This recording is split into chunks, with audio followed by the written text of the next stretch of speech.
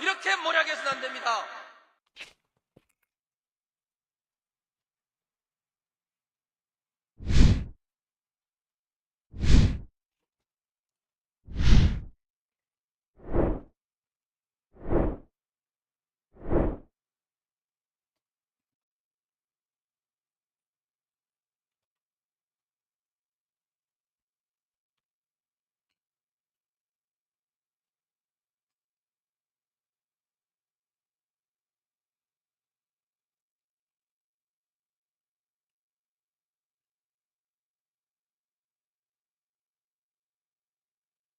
네, 오밤중에 뉴스 함께하고 계신 지금 시각이요. 네, 11시 50분 지나고 있습니다. 오늘 제가 확실히 늦게 출발하기는 했네요. 벌써 11시 50분이 됐습니다. 자, 그러면 늦었으니까 좀 빨리빨리 한번 진행을 해 보겠습니다. 자, 오늘 제가 준비한 첫 번째 순서는요. 50억 클럽 박영수 구속? 그래봤자 빠져나간답니다. 예. 자, 제가 이 얘기를 지금 사실 한 2주 전부터 말씀을 드렸을 겁니다. 박영수가 검찰에 곧 소환될 것 같다라는 기사가 나올 때부터 아유 저거 쇼예요. 저거 쇼예요. 저래봤자 결국은 박영수는 빠져나갑니다. 기소될 수도 있고 구속될 수도 있지만 그래봤자 최종적으로 무죄가 나오는데 제일 나쁜 게 기소가 됐는데 무죄가 나와버리면 제일 나쁘다라고 제가 말씀을 드렸어요. 왜?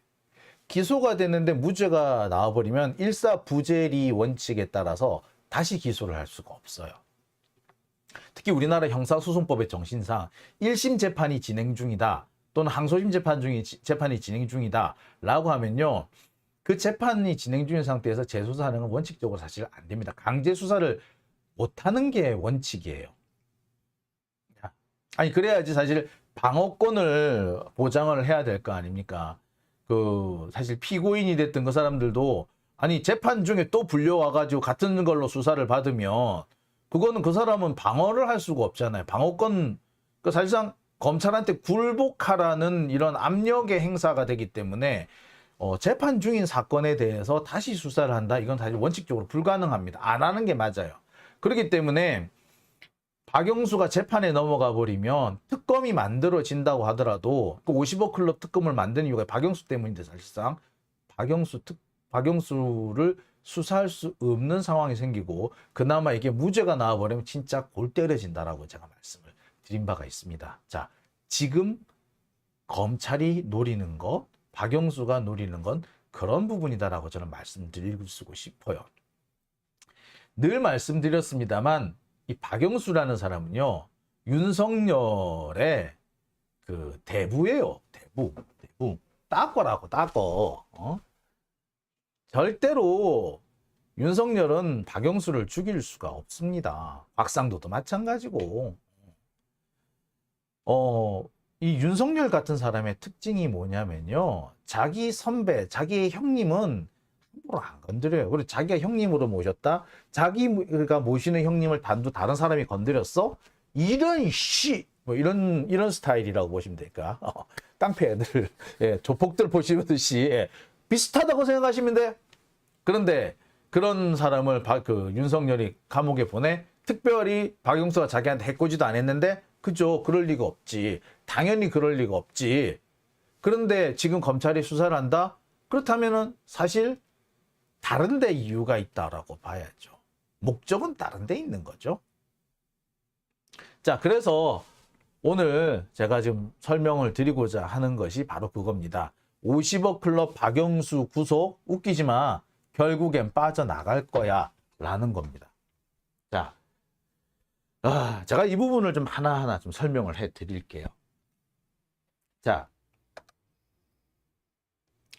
오늘 이런 보도가 나갔습니다. 조선일보 보도예요. 단독이래. 50억 클럽 박영수 전 특검 소환 조사. 이게 오늘 보도가 나갔습니다. 야, 검찰이 연기를 피우기 시작한 게 6월 초였는데 오늘이 6월 22일. 거의 한 20일여 만에 드디어 소환이 되네요. 50억 클럽에 대해서 소환 조사를 하겠다. 50억 클럽 조사를 하겠다라고 한 것이 지난 3월 달이었으니까 한 석 달 동안 뭉개고 있다가 결국에 조사를 시작을 하는 것 같습니다. 참 너무한다, 그죠? 이재명에 대해서는 그렇게 달달달달 볶더니 그렇게 하나하나 언론 플레이를 하면서 언론에 다 유포를 하더니 박영수는 정말 조용히 소환을 하네요. 자, 여하튼 재밌는 거 하나 보여드릴게요. 본격적인 얘기하기 전에. 자, 조선일보가 단독이라고 붙였는데 똑같은 시간에 동아일보도 단독이래. 내용 똑같아. 자, 이게 웬 단독? 예, 여러분 혹시 기억나십니까? 지난 2019년인가요? 2020년이었나요? MBC PD수첩 검찰 기자단 편에서 임현주 기자가 그런 얘기를 했죠. 마치 은행에서 번호표 뽑고 기다리고 있는 것처럼 졸졸졸 앉아서 기다리더라. 그리고 한 명씩 들어갔다 나오는데 그러고 난 다음에 얼마 뒤에 똑같은 기사가 일제히 단독 달고 내용만 조금씩 바뀌기, 내용이 조금씩 바뀌게 하는데 거의 같은 내용으로 단독으로 나오더라. 바로 그 상황이죠. 자, 검사들이 얘들한테 야, 니들 단독이야 갖고 가. 동아일보 하나 주고 조선일보 하나 주고 그랬던 겁니다. 중앙은 안 줬나 모르겠네. 자, 여하튼 이렇게 된 겁니다. 이 대표적 이런 황당한 상황, 여러분 오늘 한번 눈으로 직접 보신 겁니다. 여하튼 자, 박영수를 오늘 소환 조사를 했다. 불러서 조사를 하고 있는 중에 알려준 겁니다. 자, 그리고 조금 전에 나온 기사인데요. 뭐라고 나왔느냐? 구속을 할 것 같대요. 조금 전에. 자, 9시 50분. 그러니까 진짜 조금 전이죠. 9시 50분에. 그러니까 10시쯤에 나온 기사인데 박영수 전 특검을 소환했는데 구속영장을 청구할 것을 검토하고 있답니다. 자, 뭐 이 얘기가 사실 몇 주 전부터 나오기는 했어요. 박영수가 소환되면 구속이 될 것 같다는 듯하는. 뭐 어쨌거나 이런 얘기가 나옵니다. 오늘 보도된 언론의 내용들입니다. 이대로 보자면 박영수 정말 감옥 갈 것 같아요. 그죠? 50억 클럽의 두 번째 멤버, 첫 번째 멤버인 곽상도는 풀려났고요. 두 번째 멤버인 박영수가 이번엔 들어갈 모양입니다. 근데 곽상도도 들어갔다 나왔죠. 박영수도 들어갔다 나올 겁니다. 검찰이 하는 꼴이 그래요. 50억 클럽이면 50억 클럽 다 불러서 조사를 하지 왜 한 명씩 찔끔찔끔 합니까? 곽상도 한번 불러서 조사하고 박영수 한번 불러서 조사하고 곽상도 한번 잡아가두고 그 다음엔 박영수 잡아가두고 재판 따로 해 또. 곽상도는 벌써 지금 1심 끝났어. 항소심 들어갔어. 뭐 이런 황당한 사례가 다 있나요? 자, 어쨌거나 지금 이런 상황이 진행되고 있습니다. 이게 오늘 오전까지의 상황이고요. 자, 구속영장 검토. 뭐 이건 뭐 딱히 새로운 얘기는 아닙니다만 어쨌거나 영장이 검토한다는 얘기까지도 지금 나온 게 사실이긴 합니다. 그런데 박영수의 혐의가 뭐예요? 박영수의 혐의는 이겁니다. 2014년 박영수가 우리은행 이사회 의장을 맡았을 때 그 당시 진행되고 있던 대장동 컨소시엄 화천대유가 포함되어 있던 성남의 뜰에 우리은행이 참여를 하는 컨소시엄에 참여하도록 유도를 했다라는 겁니다. 그리고 그 대가로 최대 200억 원을 받기로 했다는 거죠. 자, 컨소시엄에 참여를 못하게 되면서 뭐로 바뀌었다? 1,500억 원 규모의 그러니까 돈을 빌려주기로 했다. 대출을 해주기로 했다. 대출 의향서, 여신 의향서를 작성하게 해줬다는 겁니다. 어쨌거나 최대 200억, 적게는 50억 원의 돈을 받기로 했답니다. 대가로. 근데 중요한 게 있어요. 대장동 컨소시엄에 참여를 했냐? 안 했습니다. 1,500억 원 규모의 여신 의향서, 그래서 대출이 나왔나? 아니에요. 그거 상관없습니다. 이 대출 의향서, 여신 의향서는요, 성남의 뜰이 사업자로 선정되는데 점수에만 포함이 되었을 뿐 실제로 이 대출하고는 별개의 문제였습니다. 결국 이 박영수가 했다고 하는 역할, 실질적인 역할은 없어요. 그냥 한마디로 분위기만 좀 잡아줘, 바람만 좀 잡아준 거다라고 하는 것이 뭐 거의 최대치입니다. 실제로 대출이 발생하거나 우리은행이 이 대장동 사업에 참여한 건 아니에요. 어쨌거나 그 대가로 200억 원, 최대 200억 원, 적게는 50억 원까지 받기로 했답니다. 야, 대박이다, 그죠? 이거 해주고 종이 쪼가리 하나 내주고, 결국에 이 여신의향서도 뭐예요? 실제로 대출이 진행되지 않았기 때문에 이 여신의향서는 종이 쪽에 불과한 겁니다. 조금 심하게 표현하면은 최은순이 발급받아가지고 위조했다라는 잔고증명서랑 사실 큰 차이는 없는 거예요. 물론 최은수는 잔고증명서를 위조한 거고, 이거는 뭐 진짜 위조가 안 된 진짜 원본이긴 합니다만, 그냥 종이 쪽에 그냥 단순히 필요한 서류 하나 갖춰 놓는 거에 불과했던 겁니다. 점수 좀 더 따는 거에 불과했지, 실제로 대출이나 어떤 권리 의무의 변동이 오는 그런 거는 아니었다라는 거예요. 이 부분을 명백하게 하셔야 됩니다. 실제로 대출이 발생했다면 얘기가 달라요. 실제로 우리은행이 이 컨소시엄에 참여했다면 이게 완전히 틀려져요. 둘 다 아니야. 둘 다 아니야. 둘 다 아니고 그냥 할까? 라고 했던 거고, 한 번은 할 수도 있어. 할 수도 있는데 종이 쪼가리 하나 써줄게. 그래서 그 종이 쪼가리 하나 받아가지고 김만배가 점수 좀 더 따는데 그 도움이 됐다. 뭐 이 정도예요. 사업자 선정할 때 조금 점수 더 땄다. 요거밖에 없는 겁니다. 근데 그 대가치고 200억, 뭐 50억, 좀 세긴 세다, 그죠? 뭐 여하튼 박영수의 혐의는 요겁니다. 부당한 청탁을 받고 그 대가를 받았다라는 겁니다. 근데 제가 늘 말씀드리잖아요. 박영수 이때 공무원이 아니었다고. 뇌물이 되려면 공무원이 자기 직무와 관련해서 돈을 받아야 됩니다. 근데 공무원이 아니었어. 공무원이 아니었으니까 당연히 직무도 없겠죠. 돈을 받으나 마나야. 받딘가 말딘가야. 근데 여기서 좀 짚어봐야 될 것이 있습니다. 자, 박영수는 이 돈을 그냥 받기로 한 게 아니고 뭐다? 돈을 5억 원을 투자를 하는 형식으로 하죠.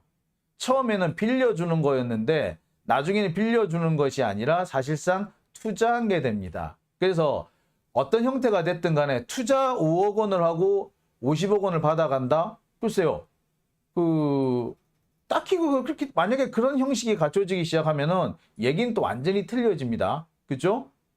앞에 거는 일정한 그 대가를 주고 받는 건데 부정한 청탁을 해주고 들어주고 거기에 대한 대가를 주고 받는 걸로 돼 있는데, 여기서는 돈이 들어와 버렸어. 돈이 들어와 버렸으면 당연히 그 돈을 투자가 되었으니까 거기에 대해서 이익이 분배가 되는 거가 되는 거죠.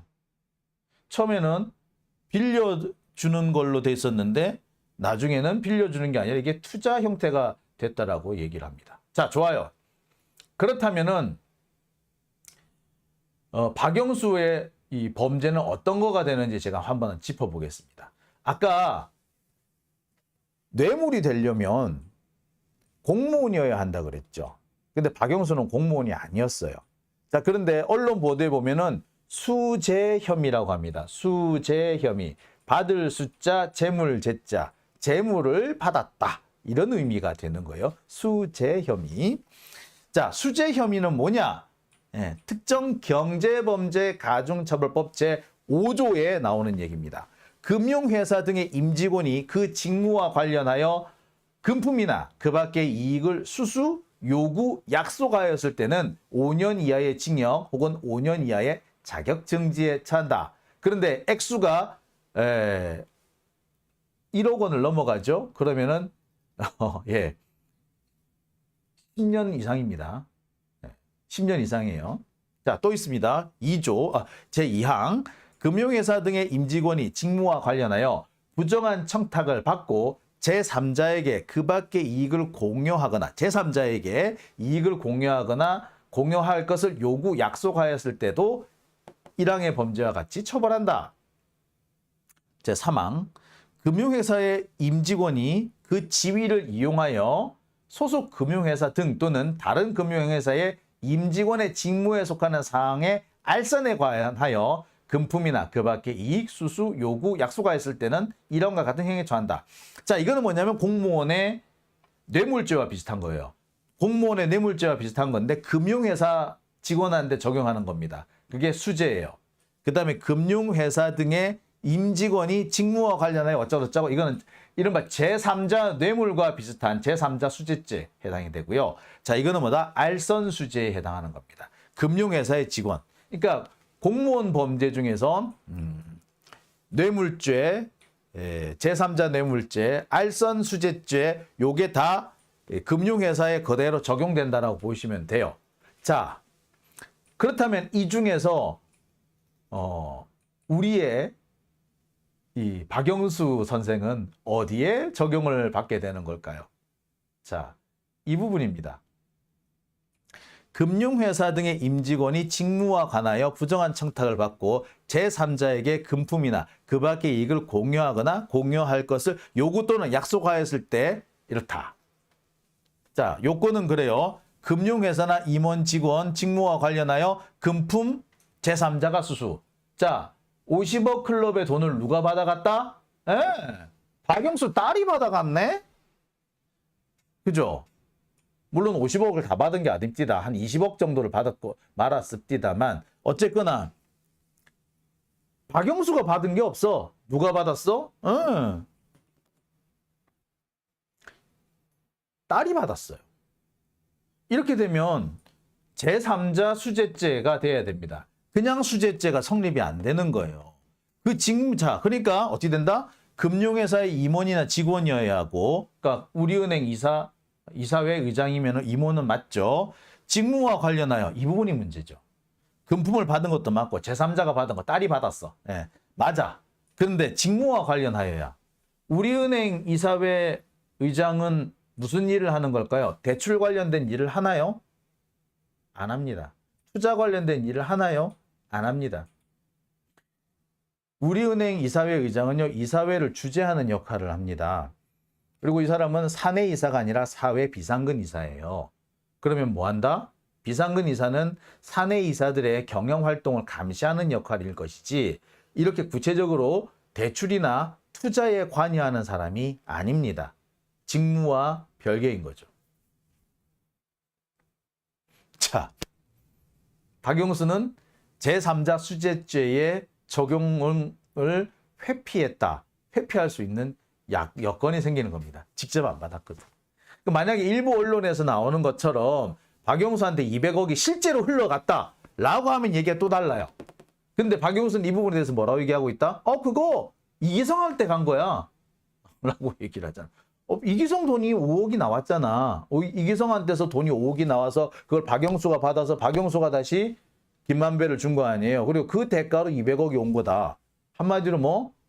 내가 투자를 했으니까 투자에 대해서 이익 분배를 받은 거야 라고 하는 겁니다. 자, 그게 만약에 사실이면 방법이 없어요. 여튼 그러면은 그 밖에 200억 말고 다른 부분에 대한 얘기를 하고 있는 겁니다. 그 밖에도 지금 박영수 딸을 통해서 돈이 많이 갔잖아요. 자, 그 부분이 얘기인 거예요. 200억은 200억대로 빠져나갈 공간, 박영수 딸은 박영수 딸대로 빠져나갈 공간이 있는 겁니다. 자, 그 다음에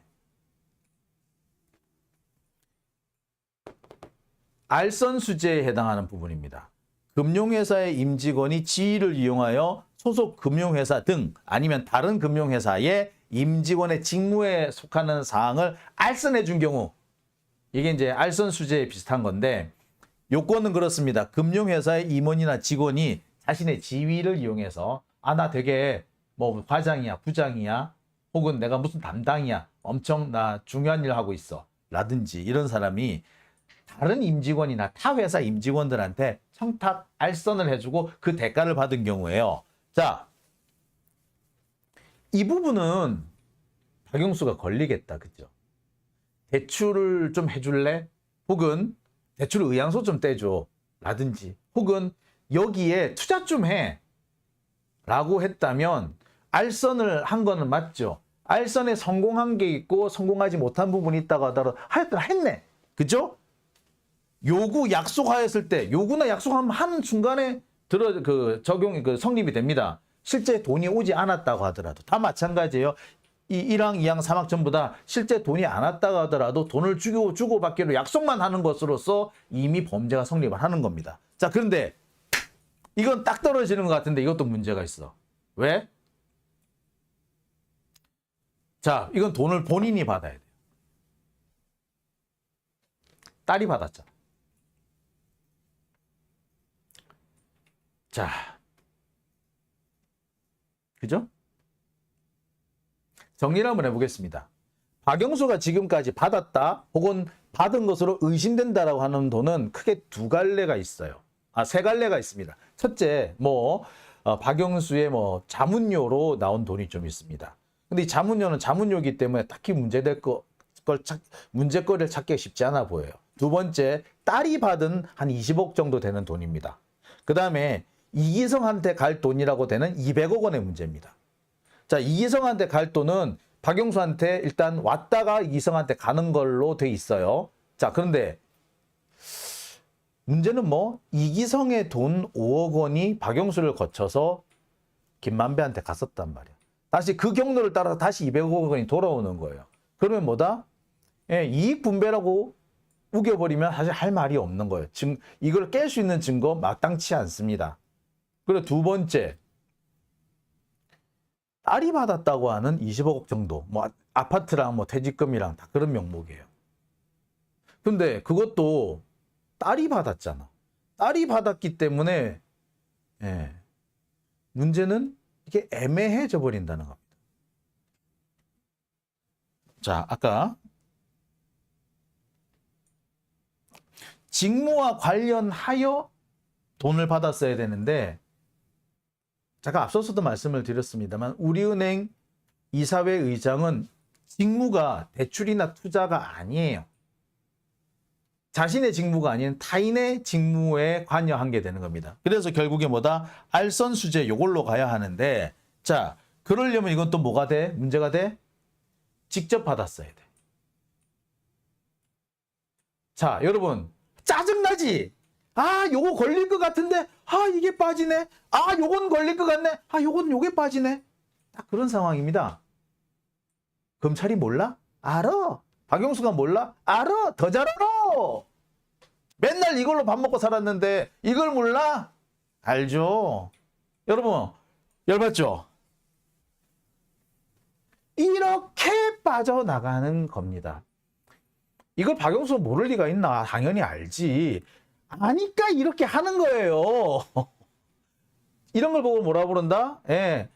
합을 맞춰놓고 그 대결한다 그런 거 있잖아요. 보통 우리가 약속 대련이라는 얘기 혹시 들어보셨어요? 대련을 하는데 내가 이렇게 칠 테니까 난 이렇게 막어 하는 거. 우리 그 드라마에서 보면은 이렇게 그 검술 이렇게 장면 이렇게 이 칼싸움 하는 장면 나올 때 그거 다 약속 대련이라 그러거든요. 약속 대련 짜놓고 싸우는 척만 한다고 약속 대련을 하고 있는 거예요. 다 알고 있어. 모를 리가 있나? 자, 열받는데 잠시 진정. 박영수는 빠져나갈 구멍이 하나씩 있습니다. 자, 정리를 한번 해볼까요? 자, 그래서 박영수는 뭐라고요? 그래서 박영수는요, 빠져나갈 구멍이 되게 많더라. 우리은행 이사회 의장으로 비상근이었습니다. 이사회 진행과 의결, 그 다음에 사내 경영진에 대한 감시라는 게 이 사람의 직무입니다. 대출이나 투자는 직무가 아니에요. 따라서 딸이 돈을 받은 경우 이게 이거 아슬아슬하게 피해가는 거야. 자, 두 번째, 우리은행 부행장한테 대출 약정서를 부탁했다. 이거 알선수재 같은 게 걸릴 수가 있어. 근데 이건 뭐가 문제가 된다? 본인이 직접 받았어야 돼. 돈이 딸한테 갔는데. 결정적인 요소 한두 개가 빠지죠. 빠져나갈 겁니다. 물론 이거를 검찰이 어떻게 수사를 하느냐, 증거관계를 어떻게 갖다 놓느냐에 따라 가지고 상황이 바뀔 수 있습니다. 바뀔 수도 있어요. 그런데 검찰이 과연 그렇게 열심히 할 거냐? 안 하겠지. 곽상도 딱 그 상황이었잖아요. 곽상도 판결문 보세요. 야, 이거 의심스러운데, 의심스러운데 검찰이 적용을 잘못한 것 같아. 혹은 이거 증거관계가 좀 앞뒤가 안 맞는 것 같아. 라고 해서 검찰이 제대로 증거를 제출하지 않았다, 법 적용을 잘못했다라는 식의 판결이 났습니다. 똑같은 상황이 여기서도 벌어지는 거예요. 솔직히 박영수는 빠져나갈 구멍이 더 많아. 곽상도의 아들 곽병채는 돈 받은 게 되게 웃겼죠. 산재로 50억을 받아? 웃겼죠. 근데 박영수 딸은요, 20억을 받았는데 하나는 아파트고 하나는 성과급이에요. 화천대유 정리하면서 고생했다라고 성과급 받았어요. 퇴직금이라. 그걸 섞어서 받은 거예요. 아파트 받은 거, 아이씨, 아파트 회사에서 아파트 직원한테 뭐 줬는데 뭐. 이렇게 할 말 없는 거야, 이게. 자, 그래서 곽병채보다 훨씬 적게 받은 셈이 돼버려요. 빠져나갈 구멍이 더 많은 거지. 그리고요, 딸은 또 출가 외인이라 그러잖아요. 상황 참 골 때리는 거예요, 이거. 에? 여러분. 이걸 박영수 몰랐겠어? 알지. 검사가 몰라? 알지. 알고서 이러는 거예요. 제가 아까 말씀드렸듯이 약속 대련. 합을 미리 맞춰놓고 하는 거예요. 쇼죠, 쇼. 자, 문제는 이렇게 될 경우, 이런 식으로 진행이 될 경우, 빨리 진행이 되면, 특히 박영수가 구속이 되는 경우 사실 상황이 더 나빠요. 구속이 안 되고 불구속 기소가 되면요, 이게 이 재판이 1년도 갈 수도 있고 2년도 갈 수 있습니다. 구속이 되면요, 6개월 안에 끝을 내주는 게 원칙이에요. 6개월 안에. 그 구속기간 6개월이거든. 6개월, 지금 6월이잖아요. 예? 지금 바로 구속이 돼버렸다. 그러면 늦어도 내년 1월이면은 판결 나. 근데 내년 1월에 특검이 아직 출범을 못했어. 특검 출범하기 전에 1심 판결이 나버리는 거예요. 그러면 특검이 수사를 할 수 있다 없다? 사실상. 자, 검찰이 특검을 무력화시키는 방법. 이런 방법이 있어요.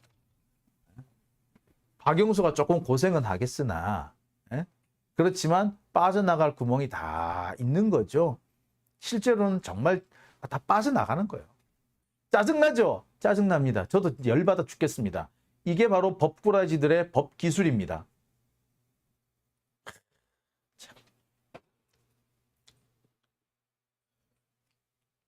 사실 진짜 제대로 하려면 이 박영수가 그 조우형, 그 대장동 최초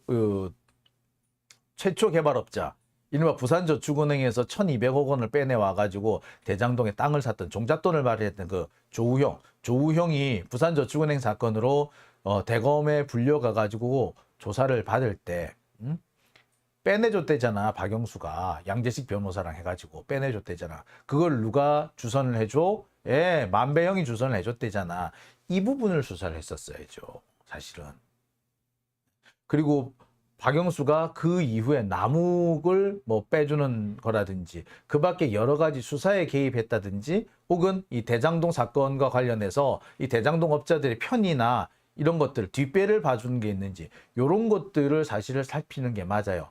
그랬을 때 박영수가 받은 돈, 지가 받았든 딸이 받았든 아니 지 친척이 받았든 하는 이것들이 뭐가 된다? 다 뇌물이나 기타 부정한 청탁이나 부정한 돈이 되는 겁니다.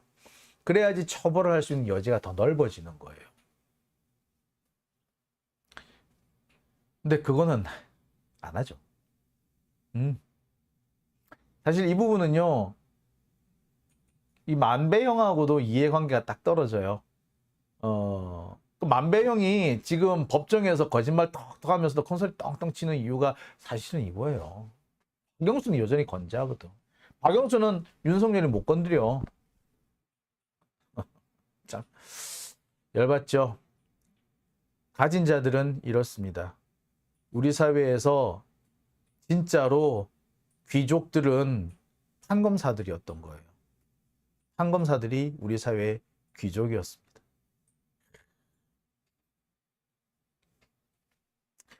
자, 김민경님, 제가 드리는 말씀이 귀에 쏙쏙 들어가신다고요? 감사드립니다. 방송 전에 제가 준비를 좀 합니다. PPT 만드는 데만 한 2시간 반 정도가 소요가 되고요. 당연히 그 전에 취재를 해야 되니까 취재하는데 소요되는 시간을 하면은 뭐 꽤 많이 걸리죠. 하루 종일 걸린다고 뭐 해도 과언은 아닙니다. 물론 다른 일 해가면서 이렇게 겸사겸사 합니다만 뭐 시간은 어느 정도 듭니다. 그러니까 아니 이렇게 시간을 안 쓰면은요. 제가 솔직히 다른 유튜버들하고 뭐가 차이가 있겠어요? 이 빨간아재 같은 분들은 상당히 제가 참 많이 존경스러운 사람인데 정말 열심히 취재하거든요. 그래서 취재를 하러 가면요. 같은 걸 취재를 해도 이 빨간아재가 하는 거하고 제가 하는 거하고 비슷하지만 확실히 좀 내용이 다르단 말이에요. 이렇게 해야지 제 걸 보러 오시는 분이 계시지. 그래서 빨간아재 보시는 분들 중에 상당수는 제 것도 봐주세요. 그죠? 네, 2개 다 보신다는 분들 많아요. 근데 제가 그런 거 안 하면 다른 유튜버들이나 다름이 없으면 제가 왜 무슨 의미가 있겠습니까? 그죠? 예. 예. 사문단정님 1년 전에 이 어떤 여검사님이 나오셔가 인터뷰한 거에 다 나오는 방법. 예, 사실 이 방법이요. 누구냐면 우리 그 이현주 변호사님 검사 출신이시죠? 이현주 변호사님 하신 말씀이세요. 그리고 익명의 검사님이 이런 방식으로 쓸 거다라는 얘기도 예측을 하셨어요. 예. 근데 제가 그때 그거 보면서 저거 천기누설 내가 그랬었어요. 예. 이런 방법 씁니다. 참 그렇습니다. 예. 자, 오밤중의 뉴스 제가 준비한 첫 번째 주제는 여기까지고요. 그러면 이어서 2번째 주제로 넘어가 보겠습니다.